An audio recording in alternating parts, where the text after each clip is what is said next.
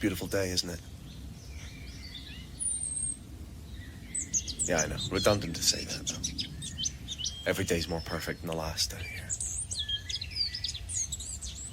Which I suppose must mean yesterday wasn't really perfect at all. You know, it just appeared to be. Because we didn't know any better. Tomorrow we'll say the same thing about today, I guess. So on and on until... I don't know.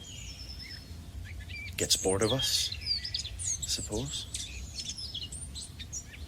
Shuts up shop, sells his clothes and moves on. Then what happens to us? That's the question, isn't it? That's what keeps me up at night anyway.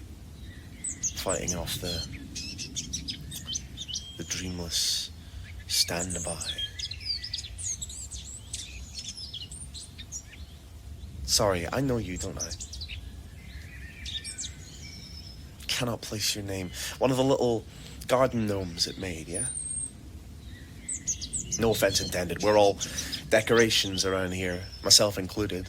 The rivers, the animals, the trees in the soil, stars in the sky, all exactly where we're meant to be, doing exactly what we're meant to be doing, more or less. I mean, take this apple, for instance. You see, it hangs there, like it was told to. Content, blissful. And it could stay up there on that beautiful tree forever.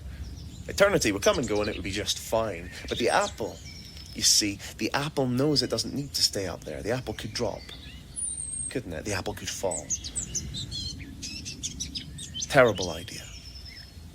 The tree's what's keeping it alive. Without it, it would die. It would rot, decompose, until all that was left behind of it was a tiny stone, a seed. Do you know what a seed is, Eve?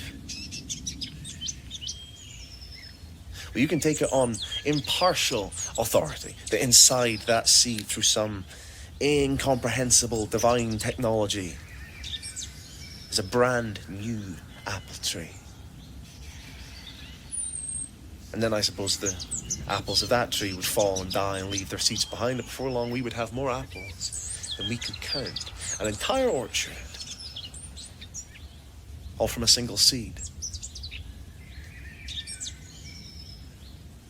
But naturally, the apple, knowing all of this, chooses to stay where it is. Never falls, never allows itself to die. Nothing ever changes, just that one apple on that one tree in this one garden forever. And thank God. Because it is a beautiful tree. It really is. Perfect, you might say.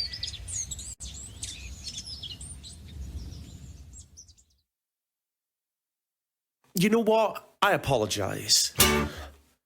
I'm going about this all wrong. Eve, if you eat that apple, you will die. Not immediately, that's a lie of omission, but you will be tossed out of this garden into the entropical paradise known as the rest of fucking reality.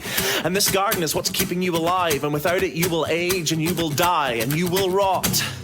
But, like an apple, you carry a seed around inside you. And from it will sprout a brand new person. A sapling, a child, in your image but entirely separate. And this is what it's afraid of. Because your child will be smarter than you. And their children will be smarter than them. Each generation smarter than the last. And these trees will grow and grow until there is an entire orchard of you. And yes, they'll get old. Yes, they will get sick. Yes, they will die. But in the process, they will discover mathematics, philosophy, electricity, democracy, gravitational waves, solar power, wind power, power chords, Reese's mini peanut butter cups. They'll look up hoping to find heaven wedged between the earth and the sky. Instead, they'll find the sky just keeps on going and going. They'll crack open atoms hoping to find God's initials inscribed on the inside. Instead, they'll find neutrons and protons. And inside them they'll find quarks. And inside quarks they'll find fucking something else. All its dark materials, Eve. All its dark materials laid out neatly on the workshop table, waiting to be discovered.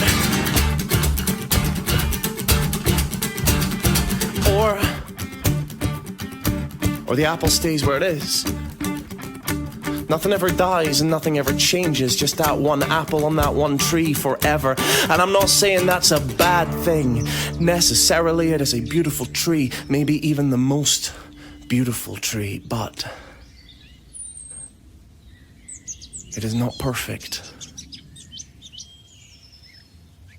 And I'm starting to think, maybe God can't see the things that I can see.